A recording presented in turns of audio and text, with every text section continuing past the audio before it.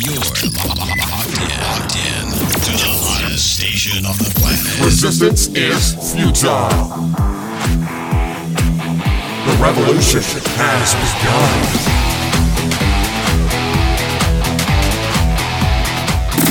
You're listening to Rebelpreneur Radio, helping you break the rules and build the business you need for the life you want. And now, broadcasting his pirate signal from somewhere beyond the status quo, here's your host, best-selling author, marketing and media strategist, Ralph Brogden. Hello and welcome to Rebelpreneur Radio, the show that helps you build the business you need so you can live the life you want. I'm Ralph Brogden. Sometimes we get so caught up in building the business we think we need, we end up becoming a prisoner of that business. The business becomes a burden instead of a blessing. And so we don't get to create the life that we want.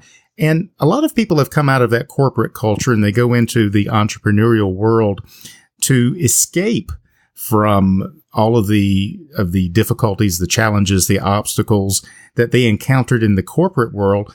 What's so great about being an entrepreneur or a rebelpreneur is that you have the opportunity to design the business that you want so that you can live the life that you want to live. Today's guest has already done that. I'm speaking with Martin Seville. For over 20 years, Martin was consumed by the financial services corporate culture, the system, and the life. In the process, he lost much of his health and himself in the process, struggling with depression, anxiety, and suicidal thoughts.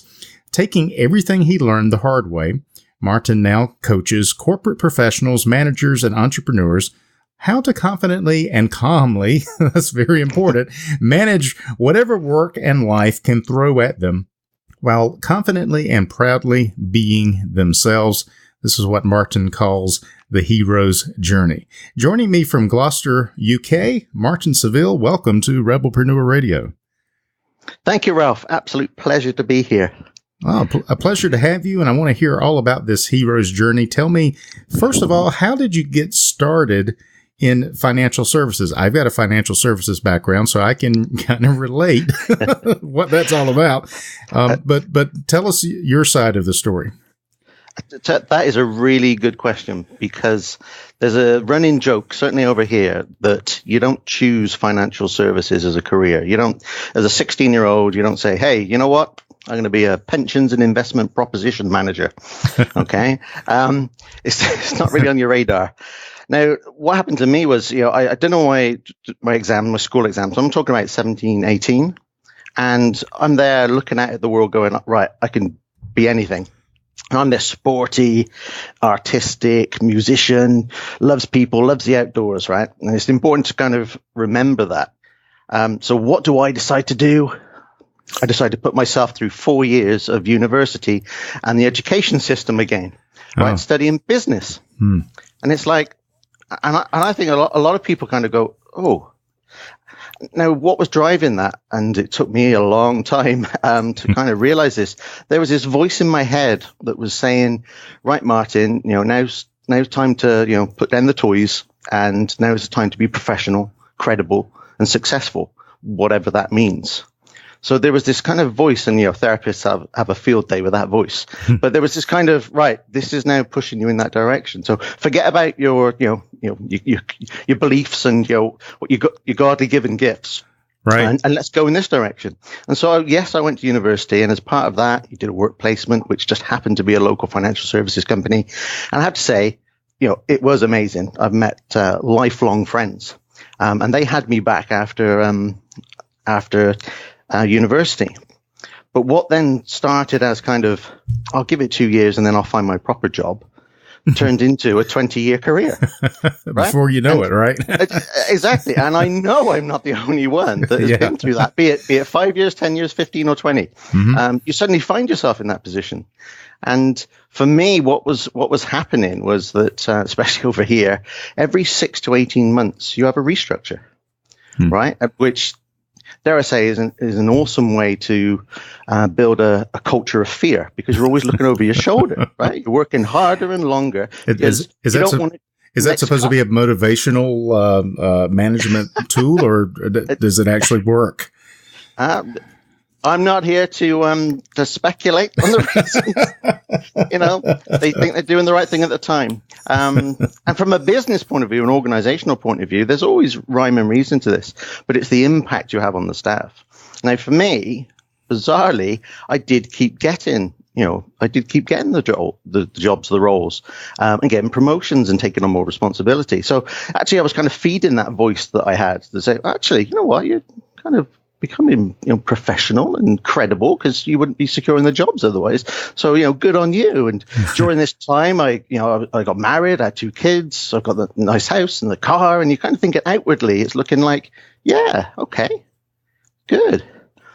But as most of us know, there's a dark side to that, right? Mm-hmm. Because you do keep pushing.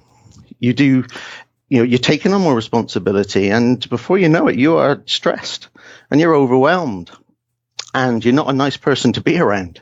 And you don't have the time to spend with your family. And all you're actually trying to do is just do a good job. You're just trying to not fail. Yeah. But suddenly, this whole kind of system and this bubble that you're in is suddenly you're feeling like you're not good enough, and I can't cope, and there's nothing to back that up, because actually you're doing amazing things. I was responsible for millions of customers and billions of pounds worth of profit, but inside I'm feeling so misaligned. And what happened, and the real true message of this is that builds up. It isn't just peaks and troughs. You had a busy week and then it kind of relaxes. If you are constantly feeling that stress and that overwhelm, if it is always there and it is building, then actually there's something wrong. There's something that you can do to change. Because if you carry on, what will happen is what happened to me. And I was sat in my busy office, 3,000 people in this big glass building, surrounded by suits, all on conference calls and busying. And I'm sat there looking at my screen, and the vision has gone blurry. It's like a stadium of voices screaming in my head. My heart's pounding out of my chest. My stomach feels like I'm going to be sick. I start shaking uncontrollably, and then this wave of emotion just hits me. I'm sat in the middle of this huge building surrounded by 3,000 people, bawling my eyes out, rooted to the spot, not able to get a word out, terrified as to what on earth is happening to me.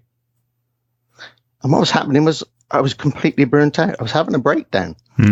Because what happens when you build up and build up, and the coping mechanisms that you've been using, which actually are usually I'll work harder, I'll work longer, and I'll write everything down because I can't actually remember anything anymore, right? Plus that fear of you don't want to be caught out, right? Yeah. The funny thing at its height, my to-do list, I had it on an Excel spreadsheet. I had 10 tabs, different projects, different types of work. I had at least 80 rows of actions in each tab. I had a to-do list of over 800 actions. That's enough to drive somebody crazy. Just thinking about that every day. Where do you start? Yeah, where do you start with that? I mean, that's not a to-do list. That's a heart attack in a spreadsheet, right? But this stuff is real. This is what people go through. Those coping strategies only get you so far. And then what happens is your body and your mind say enough is enough and basically start shutting down. And you think you'd have control over it. You don't. It'll happen, and you will be rooted to the spot, and you've just got to let it play out. And it's terrifying. It's very interesting, because I think a lot of entrepreneurs probably get their start as a result of having a breakdown in the corporate culture, and they just can't make it there anymore. They think that starting their own business is going to give them more freedom and peace of mind, but sometimes that doesn't necessarily happen, does it? No, because starting your business it's a tough job, and I've been talking to some amazing people around me recently, and it's kind of like you get to a stage in life. So I'm in my 40s, and you've worked so hard, and you've been through so much. And you kind of think, right, you've made the decision, okay, I'm going to be an entrepreneur, I'm going to do something else in my life, life purpose stuff. And you kind of think, well, I've put the hard graft in, this should happen overnight. This should be, I know what I'm talking about. I'm a smart guy and people like me. Exactly, right? You've worked hard. You're a likable person. You've got a great idea for a business. But the reality is you're starting at the bottom again. You've got to learn to have all those hats that all those departments were wearing when you were in business. They're now your hats, and you've now got to do the finance, the marketing, the sales. And people get really hung up on the sales thing. Oh, I'm not a salesman, and how do I close the deal? And actually, it's just about conversation. It's not about closing anything. Yeah. It's about decent conversations with people, trying to understand how you can help and what their needs are. But all of a sudden, you've got all these hats on, so it is difficult. For me, what's really helped. Because I had that breakdown. I then went through lots of courses to understand what had happened and medication. And yes, I had depression and anxiety, and work were amazing with their flexible working options. And I went through all that, but then I had another breakdown, and that led to a year off of work. Now, during all this time, I did have a brush. We said about suicidal thoughts. I was there on holiday, having. Here's a point I'd like to make. Right, people at work. They say, oh, I'm stressed and I'm overwhelmed. If it wasn't for work, I wouldn't feel like this.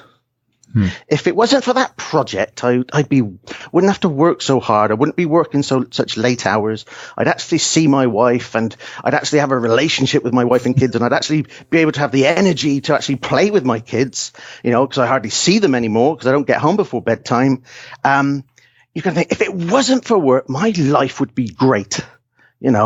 I feel so much better and healthier.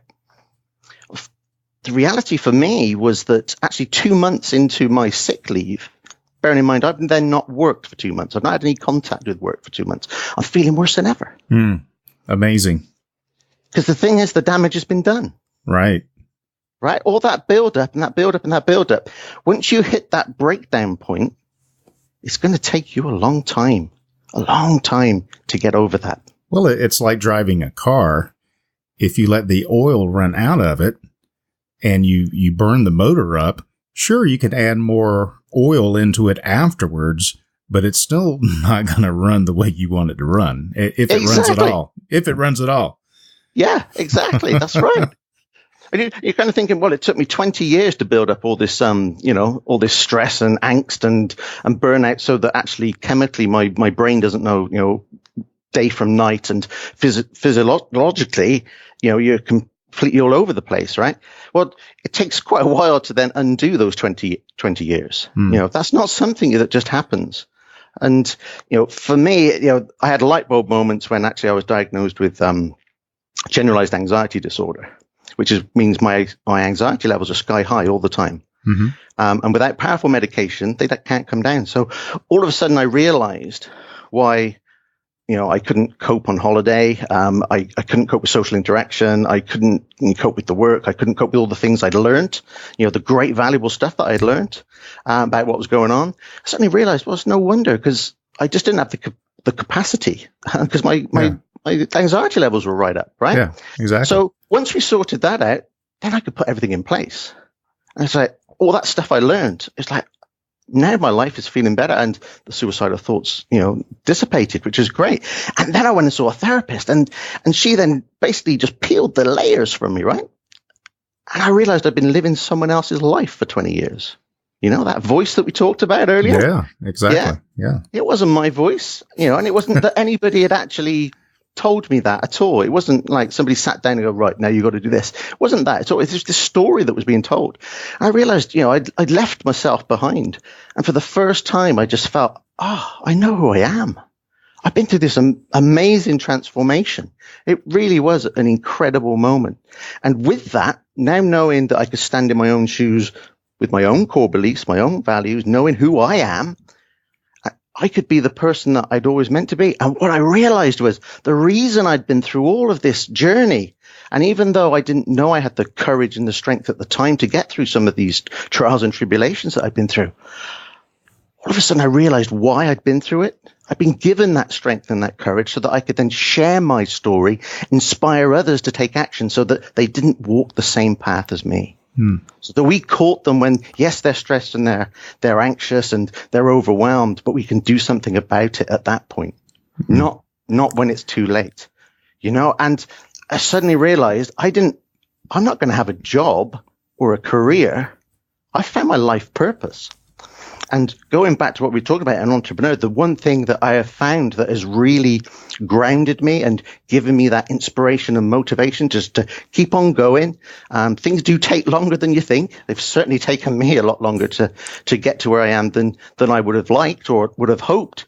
But you know what? It's a process. But what kept me going is, I found my life purpose. I genuinely have got, as Ted McGrath, my amazing mentor, there's Messages to Millions, he has given me that I've got a life story, I've got life lessons to give, and this is now my purpose, and I'm going to inspire others and transform others, and I'm desperate to help those millions of people that are in that situation not travel the road that I went down, because it's not pretty.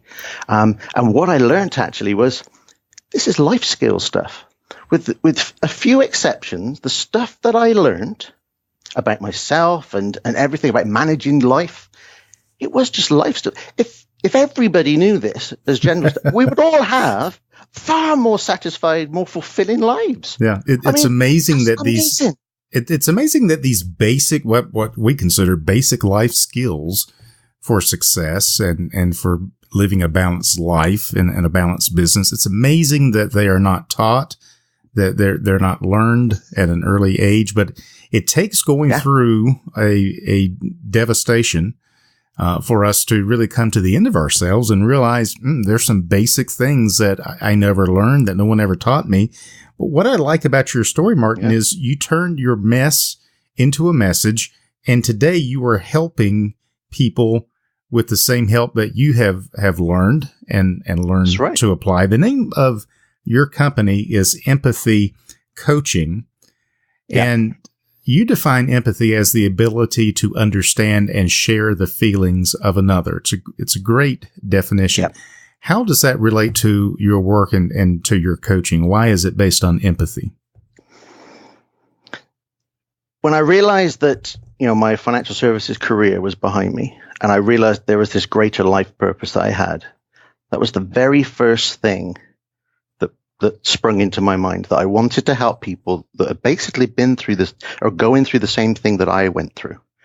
And you can be a coach, a mentor, a guide on this stuff. You can go and get the qualifications. You can, be a life coach and whatever. And you can talk people through it. For me, the most powerful way of being able to mentor, coach, or guide somebody is that you've been there. And so when they're talking about how they're feeling, deep down exactly what that means. So when you start describing, you can describe it better than they can in some cases. You start, it's about hitting home, right? And you say, that twinge in your chest? Yeah. When you lie down at night and you've got all those voices in your head, and quite frankly, you just don't know how you're going to get through the next day. It's the stuff that not only are they not admitting to other people, they've got a hard time actually admitting it to themselves. Yeah. So when you can work with somebody who has got that empathy, that really truly understands and what you're going through, and like you said, actually in many ways can describe it better than they can because they're still kind of in denial a little bit. Yeah, that really opens them up to your being able to do something for them. That's right. There's a trust there. There's a relationship there. This guy gets it. And I don't even want to admit it to myself, but this guy really gets it. And so, they can't really pull the wool over your eyes, so to speak, and put up a false front, because you can see right through that. You've lived it, experienced it, and you can recognize that. Yeah, that's right. And you could talk about thoughts, you can talk about behaviors.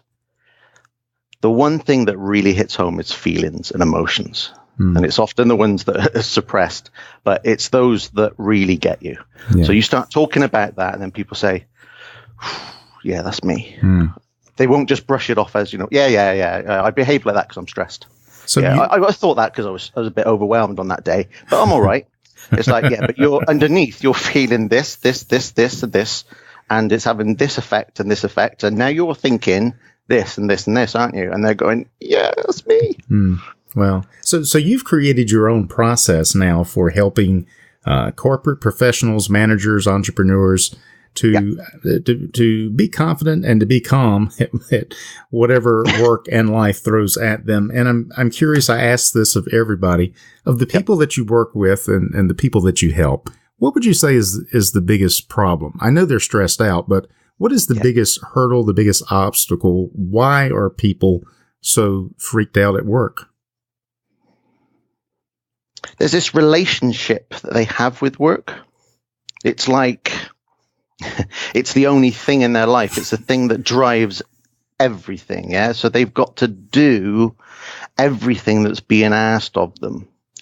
And the thing that I always say, because it's about how much you've got on that to-do list, how much you've been asked. And people think that actually a business, they wouldn't give it to me, this work, unless I could do it. And you know what? I'm here, my opening statements are, I believe you are good enough, and I believe you are the hero of your story. You are good enough. You have got the capability to do everything that's being asked of you. You just can't do it all at once, and certainly not by 5 o'clock yesterday. Yeah, so once you start thinking, you know what, the only one looking out for me is me. I'm the one that needs to, and you do get supportive managers and everything, and I have had supportive managers, but ultimately it is your responsibility to say, you know what, I can only do this, this, and this in this time frame. And if you want me to do this, I'm going to have to drop that. And I can do this and this today, and I'll have to do this and this tomorrow.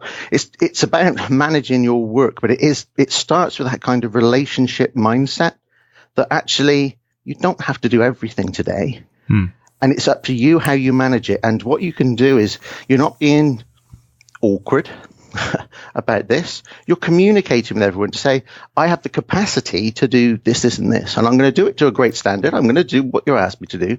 I can't do all this other stuff, though. So what are we going to do about that? Yeah. I mean, I can only, if I can bench press, which I can't, but let's assume for the sake of illustration, if I could bench press 500 pounds, you can't give me 600 and expect me to be able to do it.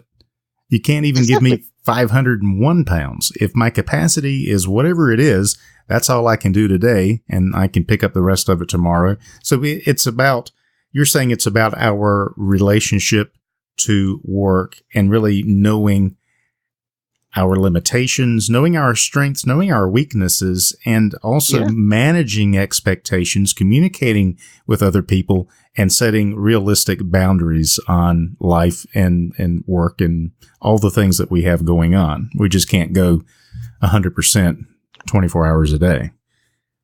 That is a perfect summary. Yep, Ralph. That's it. That's where it starts. Because then what with that kind of, when that is happening, what then start happening in the back of your mind is, I'm not good enough.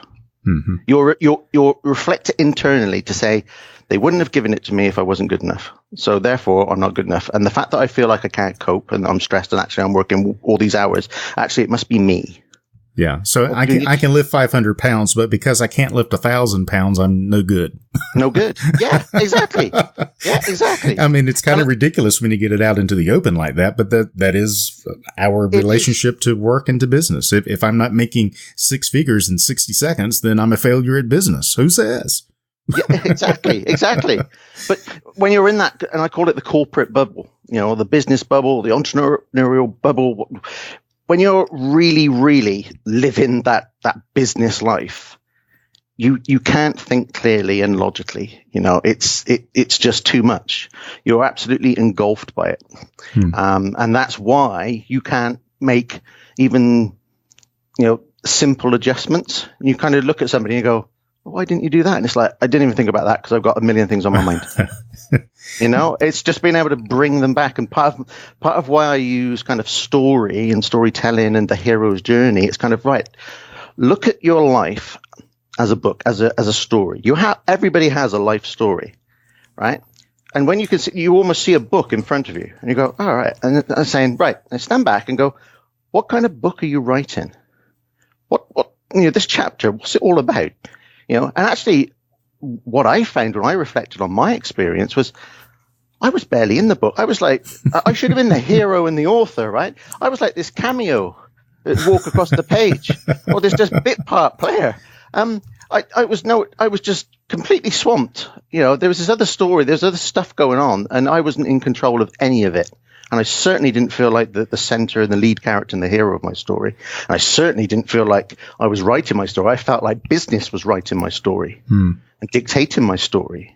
I think this probably resonates with a lot of our listeners. So I want to make sure that I ask this question and maybe put you on the spot a little bit, but I can imagine that there's people listening right now and they say, yeah, this resonates with me and I'm feeling all the symptoms that you just described. So, yep. If you were to take somebody like that and if you could give them a 2 or 3 step self-help process, not to fix all their problems overnight, but to get them moving in the right direction, what would you tell them to do? The 3 things I have in mind is the first one, and we've covered it. Believe you are good enough. Mm-hmm. It's not you. Okay. It's the culture, the systems, the processes, it's the environment. Okay. It's not fundamentally you. So, and you've got to, get in front of the mirror and start saying it like you believe it. I am good enough. So it's really important you start saying that and believing that. So I'm believing that actually, you know what? There are other factors in play. It's not just me and I'm not alone. So that's the first thing. You are good enough. The second thing is when you're stressed and overwhelmed like this, and I'm talking like over a prolonged period of time, weeks or months, it's not okay. What people do is they normalize all this stuff. Mm-hmm. They say, right, in order to work today in business, be it your own business or somebody else's business in the 21st century with everything that happens and all the technology we've got and the 24/7 life, in order to operate and work in this environment and live in this environment, I've got to basically do what I'm doing and feel like I'm feeling. Yeah. We just accept it as normal. We do. When it's abnormal. That's right. You completely normalize it. You go, well, this is my life and this is how it's going to be because I can't change anything. Right. I'm here to tell you right now, not only are you good enough, it is not right. There is another way. You weren't put on this earth to feel like this 24/7. Life is about abundance in fulfillment and satisfaction and relationships. Work is one part of it. And yes, there's financial things, but as Tony Robbins would say, to be wealthy, it's not just about money. It's about spiritual, it's about the physical, the emotional, the feelings. It's about everything else as well. And you've got to feel abundant in life. So, that's the other thing about things. So that was, am I on 2? Yes. Yes, good. Right. So third one, and this is really important, okay? If you are stressed and overwhelmed, and this is feeling like you have to have the most courageous conversation that you can have, and that is to reach out and tell somebody. Tell somebody. I had the most courageous conversation when I had a conversation with my wife on the way home from a vacation that was a complete disaster. And I decided to end my life on that holiday. I had the most courageous conversation with her. I don't know what possessed me to have the conversation because I'd already made up my mind. I spoke to my wife, who I've known since I was like 2 or 3. She's stalked me through all the schools. We've been together forever. Okay. She's my lover, my soulmate, my best friend. And I had that conversation to say, you know what? This is so bad. I can't cope anymore internally. This is the only way out. This is the only way that I can relieve my pain. Okay. That was the most courageous conversation I've had. You don't have to have, and she was amazing, right? She was amazing, calm and compassionate and understanding and firm. Because it was no longer had we got home, I was with my doctor. And she is also caring, compassionate and firm. And so we then went on another journey and that's what took me to my enlightenment of what I had, this condition I had, and how I actually got that. I'm not sure if I said about that. Generalized anxiety disorder. Yes. You get it from years and years of build-up, right? Yeah. So it is about conversation. And I know that when you're overwhelmed and stressed, you feel like, I don't want to tell anybody because it makes you vulnerable, because it makes you feel like you're a failure and you can't cope. You know what? We're all human. We're all human. We've all got emotions, and there's only so much each of us can take. And you know what? There are so many people out there that can help and support. If it's your best friend, your wife, your husband, your family members, or somebody else out there, there's always somebody. There's always a conversation you've not had. There's always something you haven't tried. And so, those are my 3 things to recap. You are good enough. It's not okay to feel like you're feeling, and it can change. And also, if you're really struggling, please, please, please reach out and have a conversation. It'll be the best, most courageous, and the most actionable conversation you'll ever have. Great words of advice. And if our listeners want to reach out and have a courageous conversation with you, Martin, what's the best way to get in touch with you? I do have a website, so it's empathycoaching.co.uk. You can also email me. So martin.seville@empathycoaching.co.uk. I try to make these things consistent. So yeah, you can catch me on the web. I'm also on LinkedIn and Facebook. Got a lot of videos and got great communities on Facebook and LinkedIn. So please join in the conversations, join in the comments, the likes, and you can always direct message me behind the scenes. Many people do. Absolutely. Absolutely. Well, that's powerful. And I appreciate you sharing that, Martin. I encourage our listeners, if you find yourself resonating with what's been said and you're feeling stressed out and you want to reach out and talk to somebody who has been through it and can help guide you, point you in the right direction, and give you some self-help advice and be a support system to you, I definitely recommend that you check out Martin Seville. Empathycoaching.co.uk is the website. Martin, this has been really encouraging, and congratulations to you for your breakthrough and turning your mess into a message. Any final thoughts or words of wisdom you'd like to leave us with before we say goodbye? I just want to thank you for the opportunity. Obviously, we've had a great conversation, and to all those listeners, you just got to look after yourself. You've got to believe in yourself, but you've got to look after yourself. You can't pour water from an empty cup, as the old adage says. So, please look after yourselves out there. Words of advice from Martin Seville. Over 20 years, Martin was consumed by the financial services corporate culture. He turned his mess into a message, taking everything that he learned the hard way. He now coaches corporate professionals, managers, and entrepreneurs so that they can confidently and calmly manage whatever work and life throws at them.